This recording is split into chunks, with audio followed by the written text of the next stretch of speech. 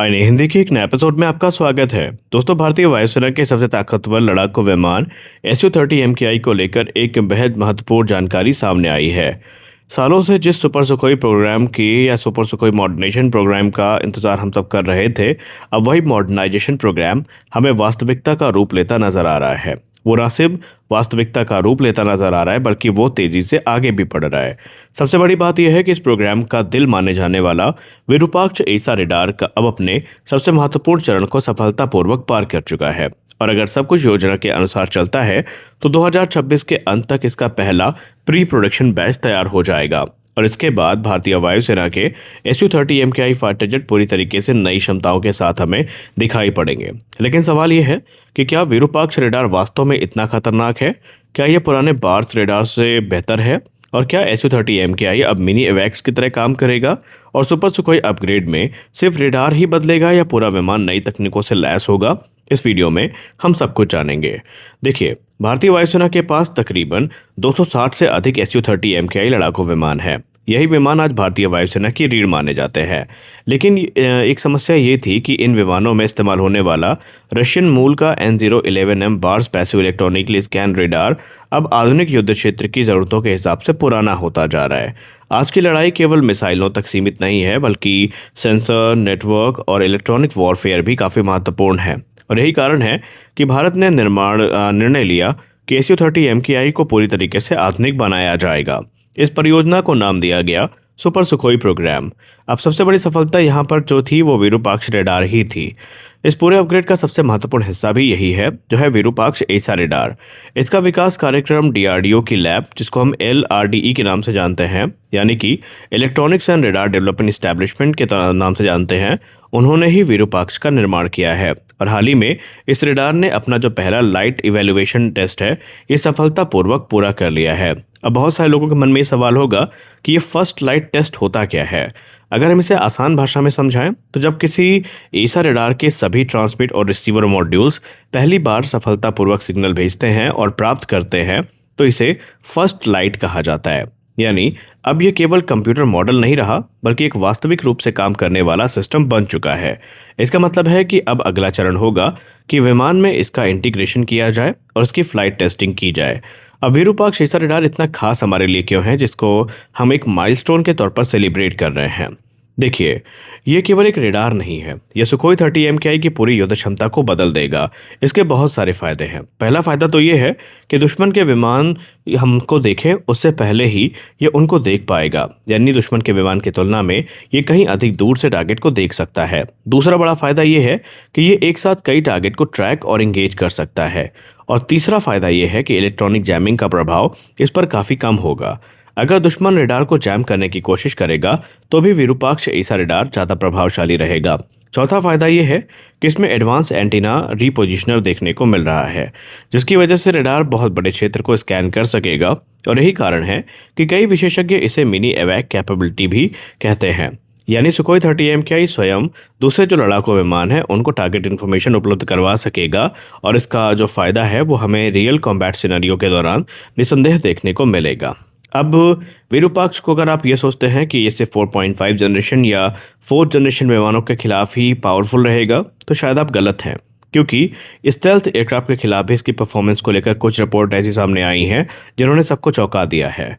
देखिए, आज चीन के पास J-20 स्टेल्थ फाइटर है। पाकिस्तान भी भविष्य में 5वीं पीढ़ी के विमान को प्राप्त करने की कोशिश कर रहा है। ऐसे में भारतीय वायुसेना को ऐसे रेडार की आवश्यकता थी जो कम रेडार क्रॉस सेक्शन वाले टारगेट को भी बेहतर तरीके से पहचाने, उन्हें डिटेक्ट करे और इंगेज करने में मदद करे।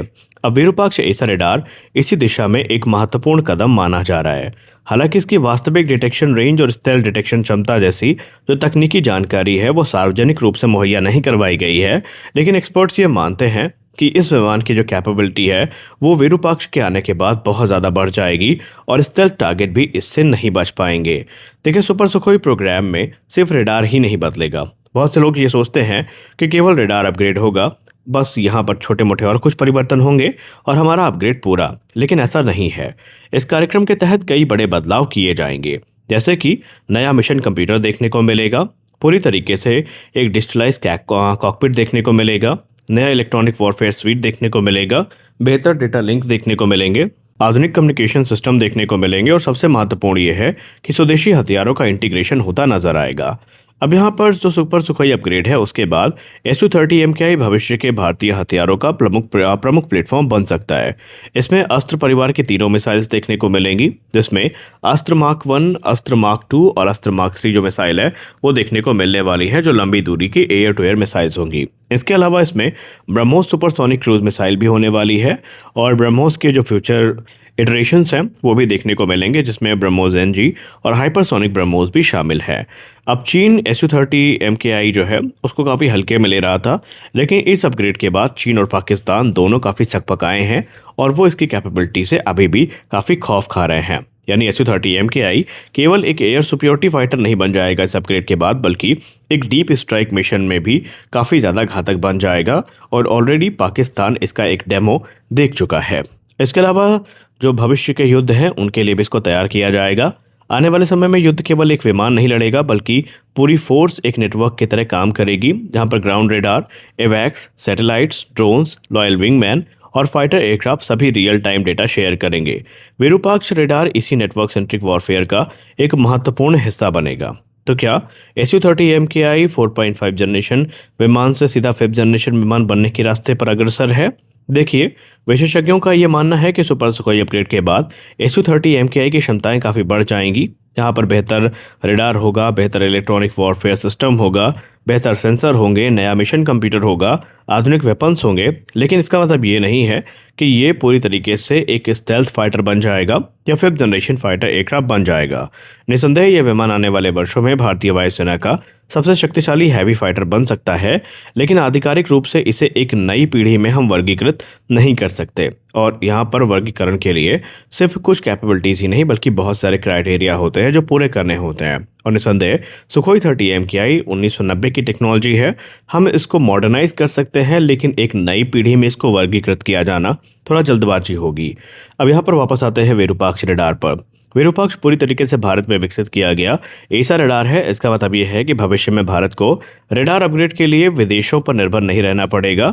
DRDO हो गया, हिंदुस्तान एरोनॉटिक्स लिमिटेड हो गई, भारत इलेक्ट्रॉनिक्स लिमिटेड हो गई और भी दूसरी जो निजी कंपनियां हैं वो इस परियोजना में मिलकर हमारी मदद करेंगी और ये भारत के डिफेंस मैन्युफैक्चरिंग इकोसिस्टम के लिए काफ़ी महत्वपूर्ण होगा। अब यहाँ पर आगे क्या होगा? देखिए, फर्स्ट फ्लाइट टेस्ट सफल हो चुका है। अगला चरण होगा प्रोटोटाइप इंटीग्रेशन, फिर ग्राउंड टेस्टिंग, फिर फ्लाइट टेस्टिंग, फिर लिमिटेड प्रोडक्शन और उसके बाद मास प्रोडक्शन। अगर निर्धारित समय सीमा बनी रहती है तो 2026 के अंत तक जो प्री प्रोडक्शन यूनिट्स हैं वो तैयार हो सकती हैं और बाद में चरणबद्ध तरीके से SU-30 MKI के बेड़े का आधुनिकीकरण शुरू हो सकता है। तो इस वीडियो में बस इतना ही। मिलते हैं अगले वीडियो में, तब तक के लिए जय हिंद।